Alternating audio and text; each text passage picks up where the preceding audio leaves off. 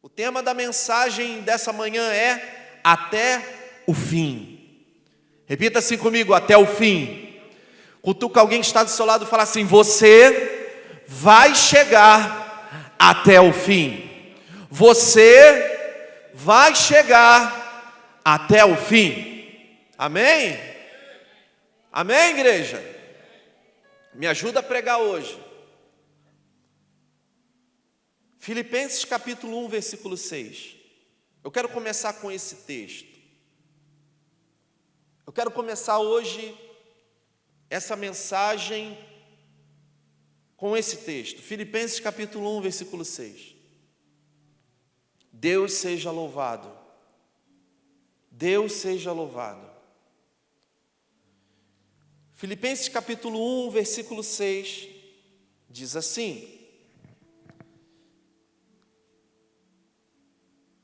eu estou plenamente certo de que aquele que começou a boa obra em vós, há de completá-la até o dia de Cristo Jesus. Amém?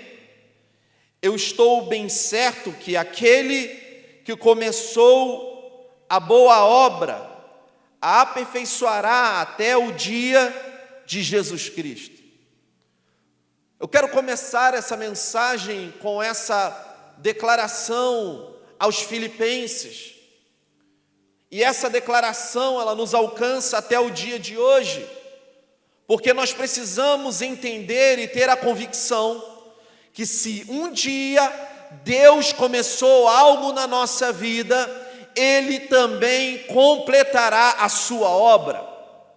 Eu tenho essa certeza que aquele que começou a boa obra em nós, Ele irá aperfeiçoá-la, Ele irá completá-la até o dia de Cristo Jesus, até o dia em que Ele voltar, até o dia em que Ele vir nos buscar. Quando eu leio esse texto e Paulo falando com ações de graças e orando em favor dos filipenses, eu vejo isso de uma forma poderosa no meu coração. Eu vejo isso com uma forma muito poderosa no meu coração, porque essa é a convicção de que Deus, Ele não é Deus de obras inacabadas. Ele não é Deus de obras incompletas, mas Ele é Senhor para terminar aquilo que Ele começou. Talvez você entrou por essas portas aqui, nesse processo de transformação, assim como eu. Mas eu quero te dizer uma coisa: você precisa gerar no seu coração essa convicção. Essa convicção, ela precisa estar muito firme dentro do seu coração, de que Deus, Ele completa aquilo que Ele começa. Nós vemos na palavra de Deus o dia em que o Senhor, o Deus Todo-Poderoso, Ele decide trazer redenção aos homens. Ele decide mudar o curso da história da nossa vida. Nós vemos aqui claramente quando Deus, Ele envia Jesus, o seu Filho unigênito. O seu único filho, Deus, Ele envia à terra para assumir a forma humana e cumprir o seu propósito, para pagar um preço que nenhum homem na face da terra teria o poder de pagar. Pastor, aonde está escrito isso? Eu quero ler com você esse texto que é tão poderoso. João capítulo 3 fala sobre isso. João 3:16 até o versículo 21 diz assim: porque Deus amou o mundo de tal maneira que deu o seu Filho unigênito, para que todo aquele que nele crê não pereça, mas tenha a vida eterna. Porquanto Deus enviou o seu Filho ao mundo, não para que julgasse o mundo, mas para que o mundo fosse salvo por ele. Quem nele crê não é julgado. O que não crê já está julgado, porquanto não crê no nome do unigênito Filho de Deus.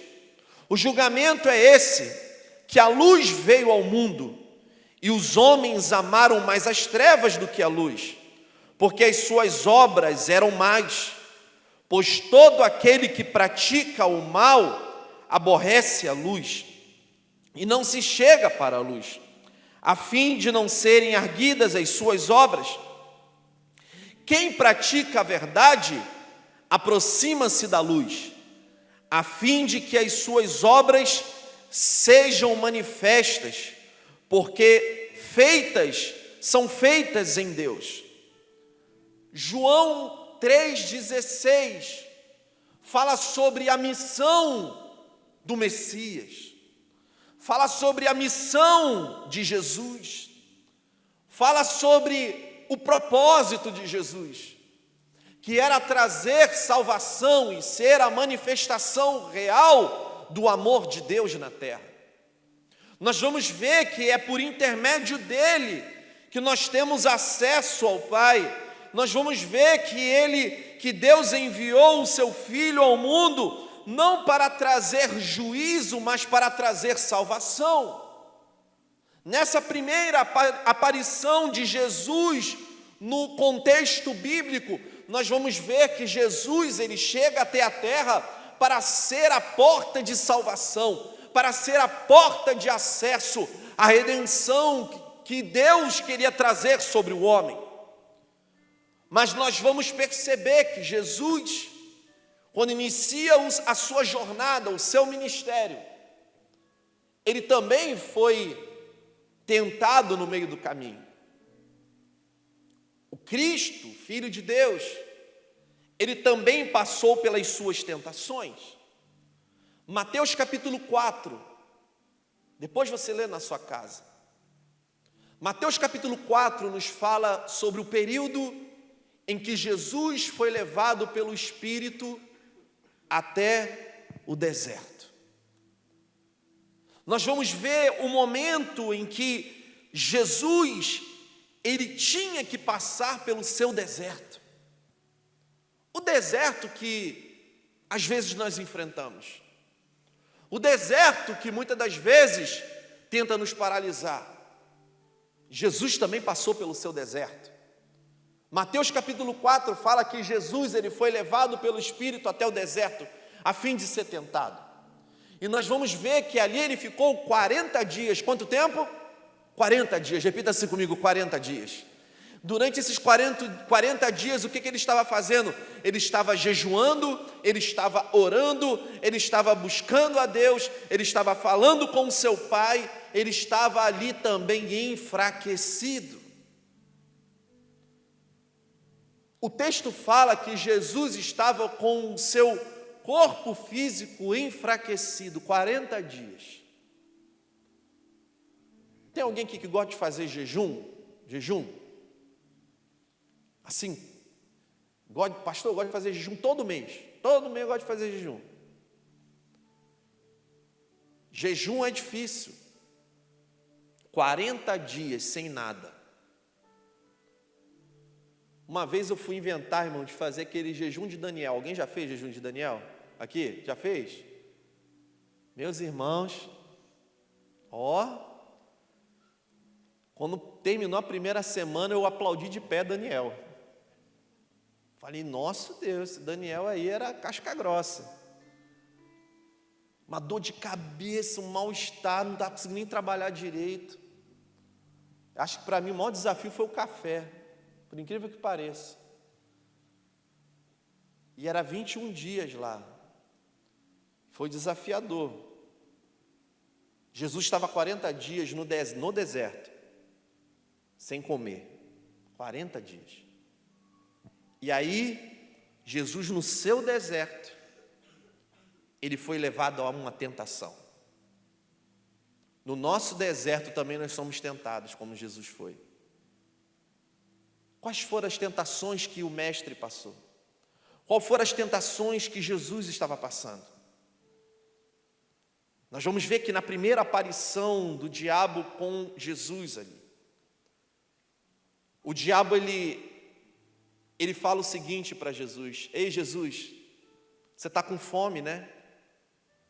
Por que você não pega essas pedras e você transforma elas em pão?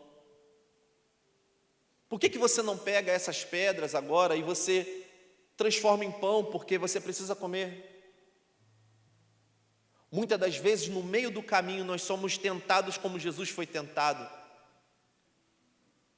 E vem à tona a nossa fraqueza física. Jesus estava fisicamente enfraquecido, porque ficou 40 dias sem comer, e ele estava no deserto.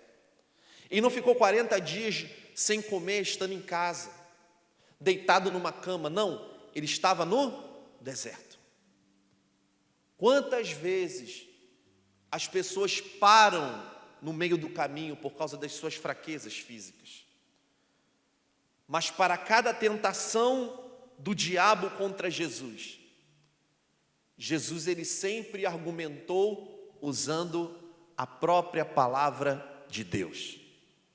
Significa que, enquanto estamos sendo tentados no meio do caminho, o Senhor, através da sua palavra, sempre tem a nós uma resposta.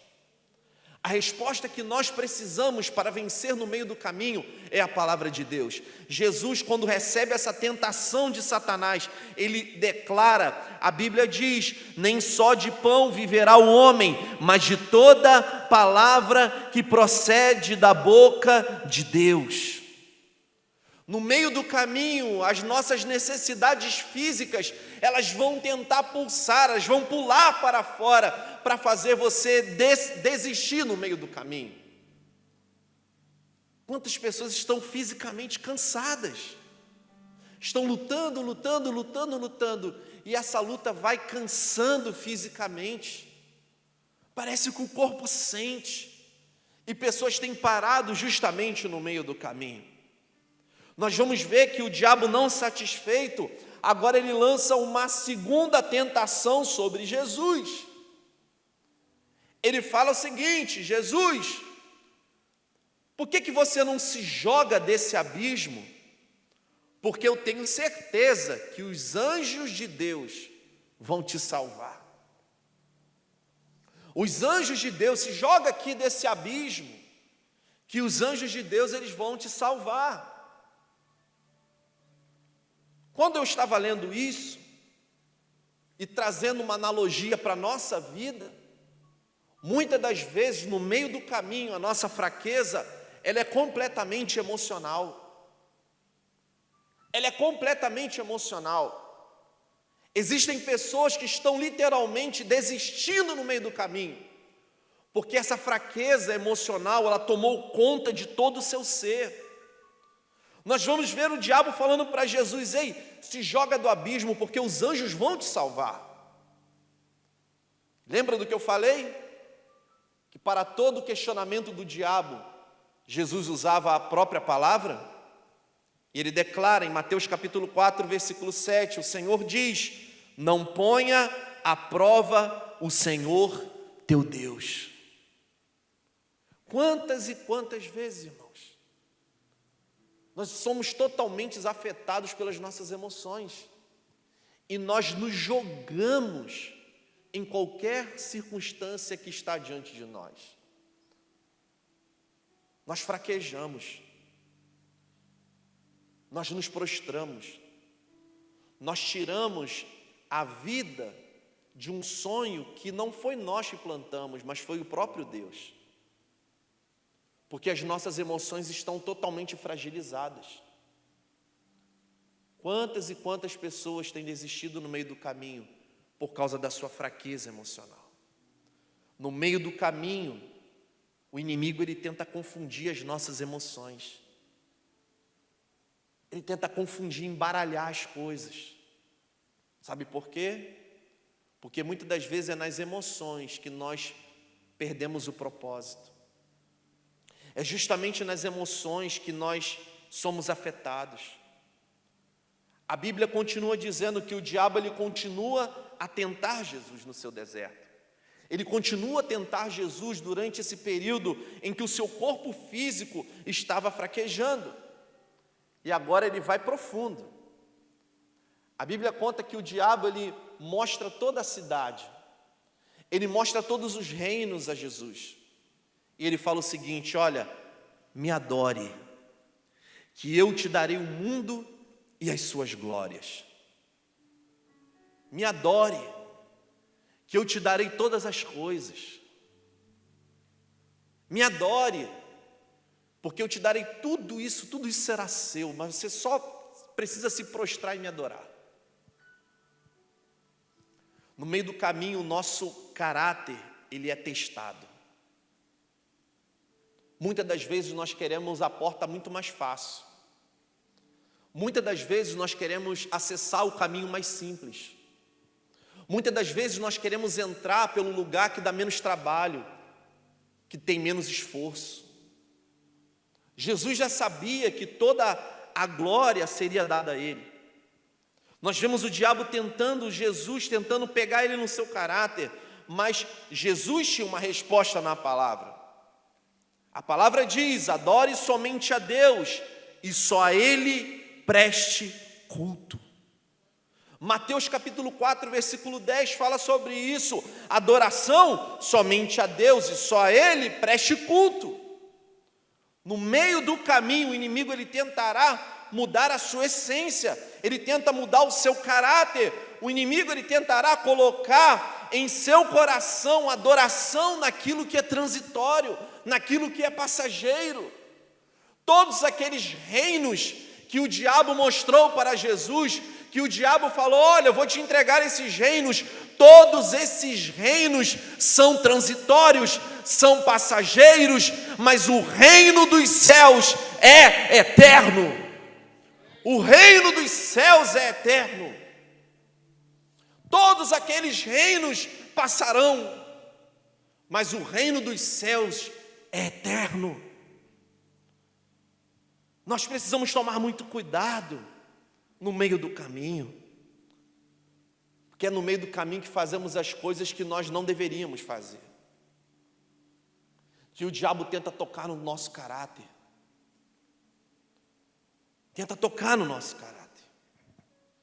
mas preste atenção, Jesus ele venceu aquela tentação do deserto, assim como nós venceremos também os nossos desertos. Jesus ele venceu aqueles 40 dias de jejum no deserto, de tentação pelo Satanás, e agora ele começa uma jornada grandiosa.